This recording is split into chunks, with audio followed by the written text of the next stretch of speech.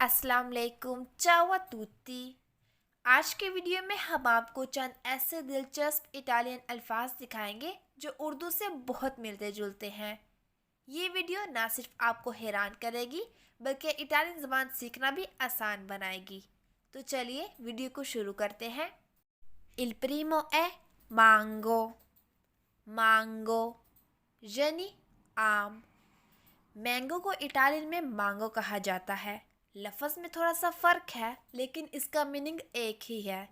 मांगो यानी आम। अगला है बांका, बांका यानी बैंक। अगला है फ़ोटो, फ़ोटो यानी फ़ोटो या तस्वीर।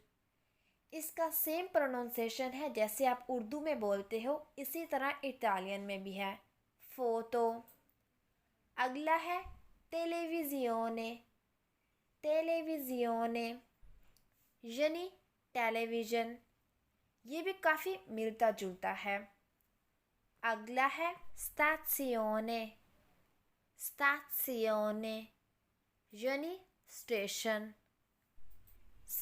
ये अल्फाज इस बात का सबूत हैं कि ज़ुबानें किस तरह से एक दूसरे से जुड़ी होती हैं।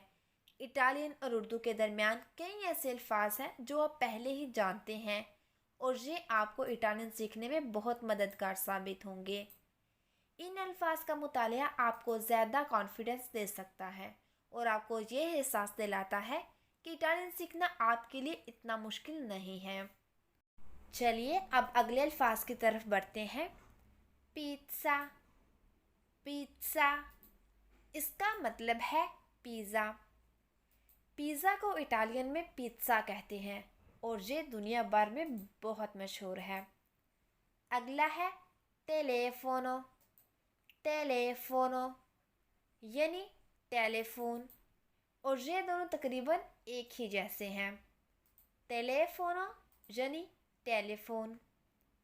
अगला है मूजिका, मूजिका इसका मतलब है मौसीकी, म्यूज़िक और कहा जाता है कि इटालियन मूजिका उर्दू म्यूज़िक से बहुत मिलता जुलता है। अगला है दोत्तोरे, दोत्तोरे यानी डॉक्टर।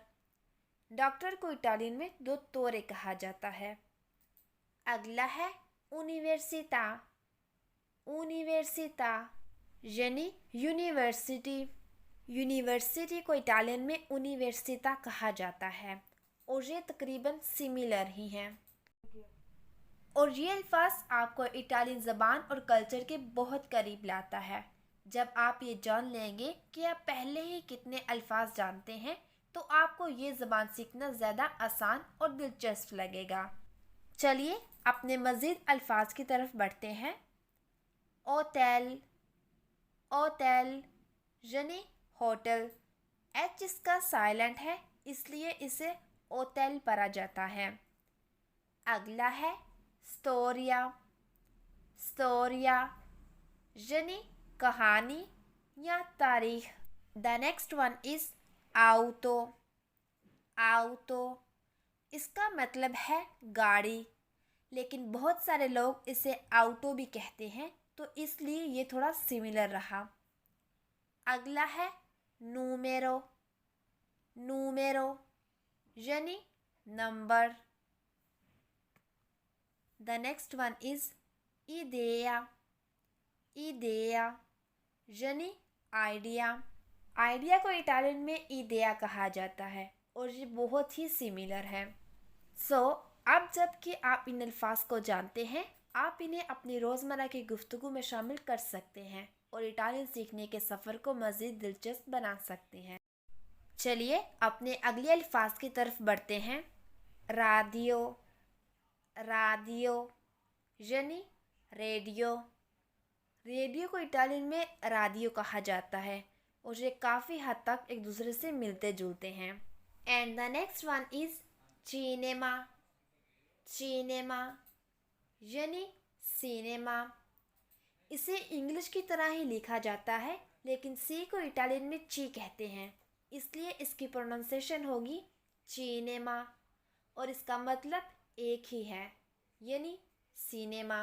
अगला है पॉलिटिका। पॉलिटिका यानी पॉलिटिक्स, मतलब सियासत।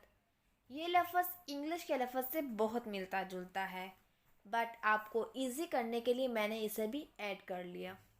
अगला है जेनेराले। जेनेराले यानी जनरल, और ये दोनों एक दूसरे के बहुत करीब हैं। अगला है इम्पोर्टान्ते। इम्पोर्टान्ते यानी इम्पॉर्टेंट। अगला है डोकुमेंटो। डोकुमेंटो इसका मतलब है डॉक्यूमेंट्स। ये मज़ीद अल्फाज इस बात को ज़ाहिर करते हैं कि किस तरह मुख्तलिफ ज़बानें और सकाफ़तें एक दूसरे पर असरअंदाज होती हैं और एक दूसरे के करीब आती हैं। इटालियन और उर्दू के मुश्तरका अल्फाज को जानकर आप ना सिर्फ ज़बान सीख सकते हैं, बल्कि आपको सकाफ़त को बेहतर तौर पर समझने में भी मदद मिलेगी। तो चलिए अब अगले मज़ीद अल्फाज देख लेते हैं ताकि आप इटालियन को मज़ीद सीख सकें। यूनिवर्सो। यूनिवर्सो यानी यूनिवर्स। अगला है attore। attore जिसका मतलब है एक्टर।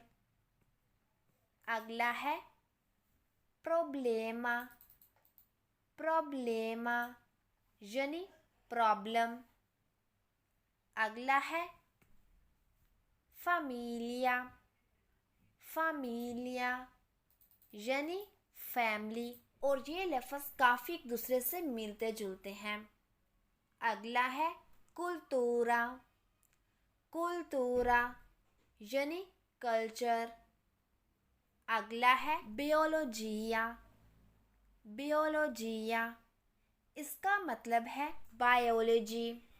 अगला है आर्टिस्टा। आर्टिस्टा यानी आर्टिस्ट। आर्टिस्ट को इटालियन में आर्टिस्टा कहा जाता है, और ये लफ्ज़ एक दूसरे के बहुत ही करीब हैं। The next one is cafe. Cafe इसका मतलब है कॉफ़ी। कॉफ़ी को इटालियन में कहते हैं कफ़े। अगला है ओस्पेदाले।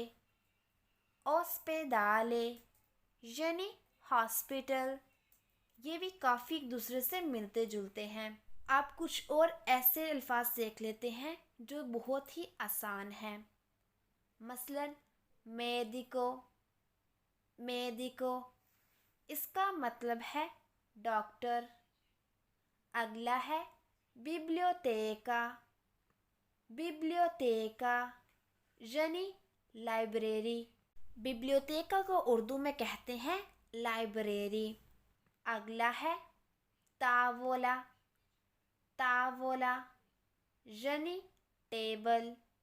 The next one is सेडिया।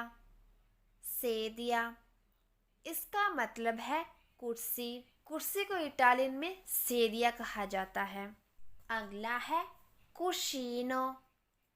कुशीनो इसका मतलब है कुशन। अगला है लाते। लाते यानी दूध।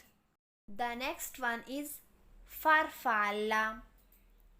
फारफाला इसका मतलब है तितली। तो चलिए इन अल्फाज को अपनी गुफ्तगू में शामिल करें और देखें कि आपकी ज़बान सीखने की सलाहियत में किस कदर बेहतरी आई है। तो आज की वीडियो में हमने आपको दिखाया कि कैसे इटालियन और उर्दू के दरमियान कई अल्फाज में हैरत अंगेज़ सिमिलैरिटीज़ हैं। अगर आप मज़ीद ऐसे अल्फाज सीखना चाहते हैं या कोई ख़ास मौजू है जिस पर आप वीडियो देखना चाहते हैं तो हमें कमेंट्स में ज़रूर बताइएगा। हमारी वीडियो को लाइक करें, शेयर करें और हमारे चैनल को सब्सक्राइब करें ताकि आप हमारी नई वीडियो से बाखबर रहें, और हम जल्द ही एक नई वीडियो के साथ वापस आएंगे। Spero che vi sia piaciuto questo video. Se lo è, mi fate sapere nei commenti. Ci vediamo al prossimo. Allah Hafiz.